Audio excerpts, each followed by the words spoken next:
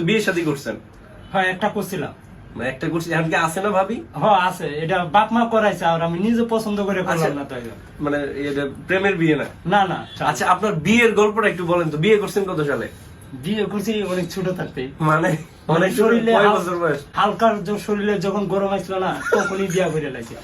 আমার আব্বু আম্মু বলে, কয় তুমি অন্য জায়গায় গিয়া দুষ্টামি করবা, পরে বাড়িতে আসবে বিচার, তা নাই, বিয়া করে লাও। সেটা কত সাল অনুমান, এখন থেকে কয় বছর আগে? এটা আপনার এই 16, 15 সাল, মানে মোটামুটি 9 বছর হয়েছে।